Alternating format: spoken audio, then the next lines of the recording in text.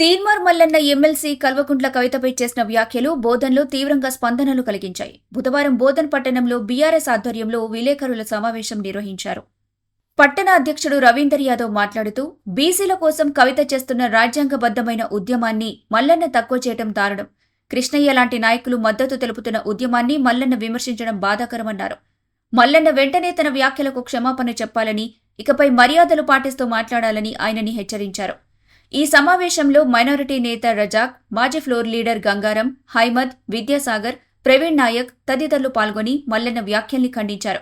ఇది కేవలం రాజకీయ స్పందన కాదు, బీసీ ఉద్యమానికి బలంగా నిలిచే సమాజ శక్తుల స్పష్టమైన సందేశమని నాయకులు వ్యాఖ్యానించారు. ఏదైతే చింతపండు నవీన్ అలియాస్ తీన్మార్ మల్లిగాడు ఉన్నాడో, ఏదైతే నేను మల్లిగాడని ఎందుకంటున్నంటే నిన్ననో మాట్లాడుతూ నాకు గౌరవం ఇచ్చే అవసరం లేదనేసి మాట్లాడడం జరిగింది. నాకు అంత గౌరవం, అక్క కవితక్క మల్లన్న గారు అంటే నాకు ఆ గౌరవం అవసరం లేదు అని చెప్పిండు.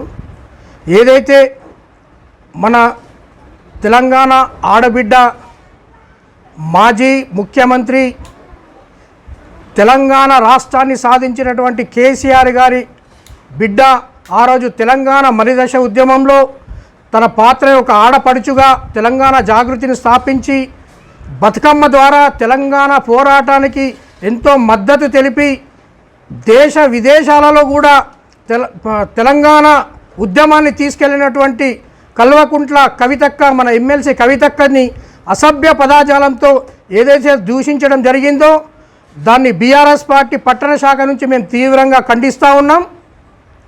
ఏదైతే ఈ మధ్యన పెద్ద ఎత్తున ఎమ్మెల్సీ కవితక్క బీసీ ఉద్యమాన్ని చేస్తూ ఉన్నదో మన తెలంగాణలో, దాన్ని కొంతమంది వ్యక్తులు దాన్ని చూడలేక ఏదైతే మల్లన్న ద్వారా ఏదైతే మన మల్లన్న ఉన్నాడో అతని ద్వారా ఏదైతే ఈ అసభ్య పదజాలంతో అక్కను దూషించడం జరిగిందో ఇది కరెక్ట్ పద్ధతి కాదు.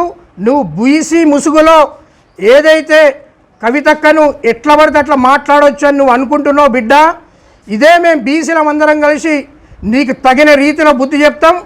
అవసరమైతే నువ్వు ఈ సిచ్యువేషన్ని మార్చుకోకుండా ఇదే అహంకారంతో మాట్లాడితే మాత్రం నీకు ఖచ్చితంగా బుద్ధి చెప్తామని ఈ సందర్భంగా తెలియజేస్తూ మరిన్ని అప్డేట్స్ కోసం మా ఛానల్ని సబ్స్క్రైబ్ చేయండి.